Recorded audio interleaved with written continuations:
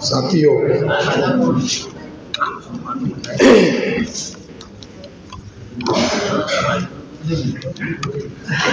संकीसा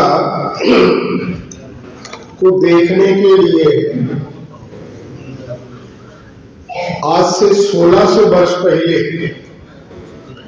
एक चाइना यानी चीन देश से पैदल एक आदमी आया था।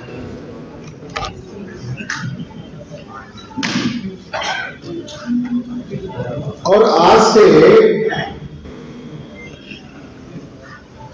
1300 वर्ष पहले दूसरा एक आदमी भिक्खू चाइना से आया था, जो ईस्वी सन 4वीं शताब्दी में आया। उसका नाम फाहियान है।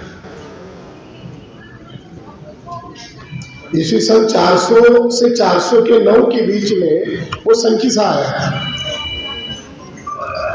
और वो किस नगरी से निकला था तो उसने लिख के रखा है कि मैं मथुरा से निकल पड़ा था, मैं उस दिन यहां पर रुका था। और संकीसा का और मथुरा का इतना अंतर था।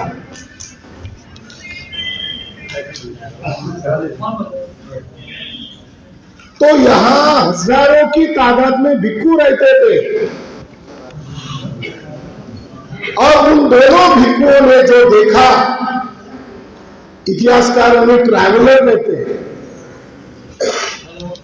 गजब के इतिहासकार ये कहते ट्रैवलर है। वो भिक्खु थे, वो ट्रैवलर नहीं थे। इवन सन भारत में 21 वर्ष रहे। उसके राजा ने उसको ये कहा कि हमारे भिक्खु कुछ बात को लेकर विवाद कर रहे हैं, या हमारे उपासक और भिक्खुओं में विवाद हो रहा है। तो भारत में बुद्ध, शाक्य मुनि बुद्ध ने भिक्खुओं के लिए संविधान बनाया था, विनय पिटक। उस विनय पिटक की कॉपी वहां की भाषा सीखो और उसका चीन में अनुवाद करके लेके आओ। 21 वर्ष तक भारत में रुके थे। तो उन दो लोगों ने जो देखा था वो दुनिया के लोगों को मालूम है। तो उन दोनों लोगों ने लिखा कि शाक्य मुनि बुद्ध का ये अत्यंत पवित्र स्थान है और यहाँ पर सम्राट अशोक आए थे। तो हम लोग इतिहास के दृष्टिकोण से कहां आए हैं?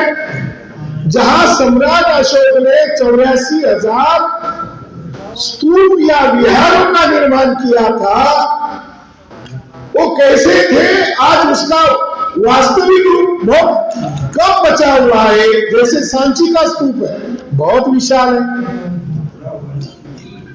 तो जैसा सांची का स्तूप था, उससे भी बड़ा स्तूप संकीसा में था। मगर आज हम लोग उसको कैसे देख रहे हैं? एक खंडहर है। मगर साथियों, वहां पर आप लोगों ने देखा कि वहां कुछ देवी देवतियां खड़ी की जा रही है, हनुमान का मूर्ति बिठाया जा रहा है, वहां कुछ नारे लगाने वाले झंडे लगा दिए जा रहे हैं। तो हम लोगों ने आप लोगों को वहां इसीलिए बुलाया कि जो बातें बौद्धिक लेवल पर समझाई जा सकती है वो कुछ लोगों को बौद्धिक लेवल पर समझ में आती है। मगर साधारण व्यक्ति को अगर दृश्य रूप में दिखाया जाए तो उसको समझाने से भी जल्दी समझ में आती है। यह विवाद का केंद्र बना हुआ है। इसके ऊपर ब्राह्मणों ने कब्जा किया हुआ है और ये कब्जा हटाने के लिए उत्तर प्रदेश में हर जिले से मुहिम चलानी चाहिए। इसी मकसद से हमने यहां कार्यक्रम का आयोजन किया है। किसी चर्च पर दूसरा आदमी कब्जा करेगा तो क्रिश्चियन लोग चुप बैठेंगे। किसी मुसलमानों के मस्जिद पर दूसरा आदमी कब्जा करे तो मुसलमान चुप बैठेगा। अगर सम्राट अशोक के द्वारा बनाए गए स्तूप और विहारों का दूसरे लोग जिन्होंने भिक्षुओं का कत्लेआम किया है, जिन्होंने मौर्य राजा बृहद्रथ की हत्या की है और जिन्होंने बौद्ध भिक्षुओं के सर तोड़कर लाकर देंगे, उन्हें 100 सोने की मुद्रा बख्शी दी जाएगी। ऐसे लोगों का हमारे स्थानों पर कब्जा किया जाना ये कोई साधारण बात नहीं है, ये षड्यंत्र है। वहां पर आर्कियोलॉजिकल सर्वे ऑफ इंडिया यानी भारतीय पुरातत्व विभाग का बोर्ड है, मगर वहां लिखा हुआ है सीसीटीवी कैमरा में अब निगरानी में है। वो गजब का सीसीटीवी कैमरा है जिसमें सारे लोग दिखाई दे रहे हैं, मगर उस टीले पर बैठा हुआ पंडित वो सीसीटीवी कैमरा में क्यों दिखाई नहीं दे रहा है? वो सीसीटीवी कैमरा का भी कितना मतलब उसका भी टेस्ट करना पड़ेगा कि उस सीसीटीवी कैमरा को सब कुछ दिखाई दे रहा है, पंडित क्यों नहीं दिखाई दे रहा है? 2003 में ये विवाद को ध्यान में रखते हुए तहसीलदार सदर फर्रुखाबाद ने एक आदेश निकाला। एक बुजुर्ग आदमी है जो कोर्ट की लड़ाई लड़ रहे हैं, शाक्य, वो वास्तव में कर्मवीर जी है, वो लड़ाई लड़ रहा है। हमें नाज है ऐसे लोगों के ऊपर, मगर अब उनकी उम्र हो गई है, फैसला कब आएगा? उम्र हो गई है, फैसला कब आएगा? हाईकोर्ट में केस चल रही है और इसकी खबर हमें यहाँ आने के बाद पता चला है, मगर संकीसा को मुक्त करने के लिए इस इलाके में कोई व्यक्ति लड़ रहा है, इसकी खबर लखनऊ और कानपुर के लोगों को भी नहीं है। 2003 में एक आदेश निकला है, उस आदेश में स्पष्ट लिखा हुआ है कि ये बौद्ध स्थान है और इसके ऊपर गैर बौद्धों ने कब्जा करना कानूनन दंडनीय है। तारीख लिखा हुआ है। हम मुक्त की बात कर रहे हैं। फर्रुखाबाद का सदर तहसीलदार जो है उसने आदेश निकाला। मैं आदेश ही पढ़कर बताना चाहता हूं ताकि ये रिकॉर्ड में आएगा। और दुनिया का सेंटर है, जैसे बोध गया दुनिया का आदरणीय क्षेत्र है, उसके बाद ये सारनाथ की तरह, कुशीनगर की तरह ही संकीसा बहुत ही होली प्लेस है, बहुत ही वंदनीय और आदरणीय प्लेस है। क्या लिखा है? निरीक्षण टिप्पणी संकीसा बौद्ध स्थल जनपद फर्रुखाबाद। संकीसा में संख्या 459 वगैरह सरकारी अभिलेखों में बुद्ध जयंती भारतीय पुरातत्व सर्वेक्षण विभाग केंद्रीय सरकार के नाम दर्ज है। काटा संख्या 869। यह स्तूप बुद्ध के मरने के बाद बनाया गया था। उपरोक्त स्तूप अभी भी जीर्ण शीर्ण हालत में पड़ा हुआ है, जिस पर गांव के बाशिंदे कुछ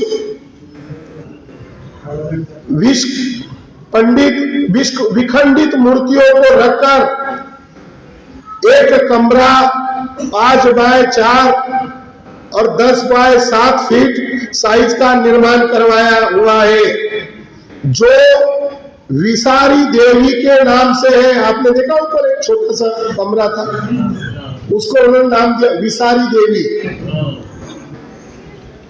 यह भूमि बुद्ध जयंती के नाम से सरकारी अभिलेखों में दर्ज है, जो नॉन जेड ए की भूमि है, जो जिलाधिकारी की देखरेख में है। हिंदू मान्यता के अनुसार विखंडित मूर्तियों की उपासना करना वर्जित होता है, और दूसरा धार्मिक स्थल पर किसी तरह की पूजा निर्माण कराना भी वर्जित है।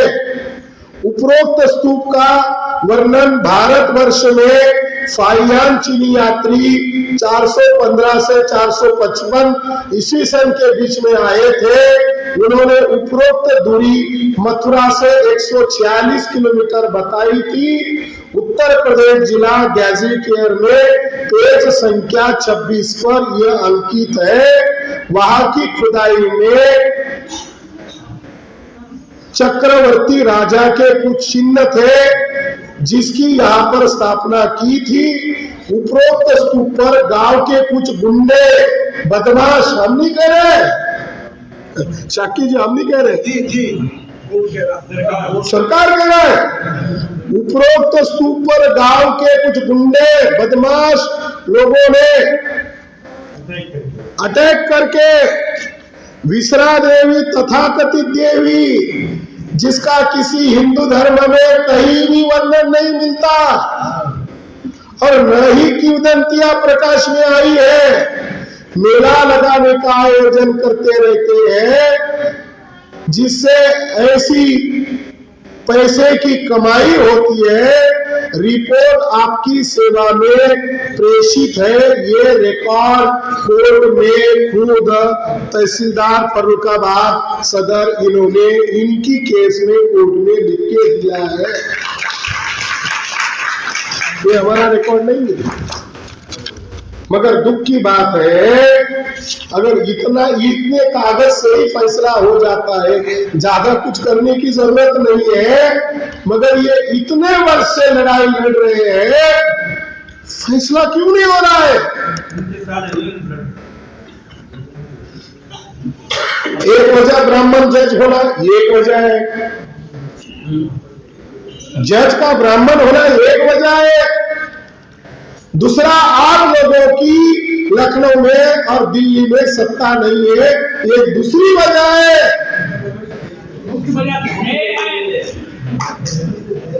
कहते हैं ना, जिसकी लाठी उसकी भैंस। इधर तो हमें लाठी की भी जरूरत नहीं है, पूरा तत्व फाइनल एविडेंस है। अब फाइनल एविडेंस के आधार पर हमें लाठी की जरूरत है। तो साथियों, ये जो बात है ये अत्यंत दुखदायी बात है। इसलिए कर्मवीर शाक्य जी को मैंने बैठे बैठे रिक्वेस्ट किया कि अब उस केस में हम लोगों को भी पार्टी बनाओ, ताकि हमारे लोगों को हम लड़ाई लड़ने के लिए उत्तर प्रदेश में तैयार कर रहे हैं। ये कार्यक्रम नहीं कर रहे, ये चर्चा नहीं कर रहे, बल्कि ये जो नॉलेज है, ये जो जानकारी है, ये बुद्ध धर्म का नॉलेज पुरातत्वज्ञ को समझ में आता है। जो आर्कोलॉजी का पढ़ाई करता है उसको समझ में जल्दी आता है। मगर हम ऐसे सम्मेलनों से खोल कर बातें लोगों को बता रहे हैं, तो अब जो प्रोफेसर को नहीं समझ में आता, आर्कोलॉजिस्ट को समझ में नहीं आता, जज को समझ में नहीं आता, वो हमारे साधारण से साधारण कार्यकर्ता को समझ में आ रहा है।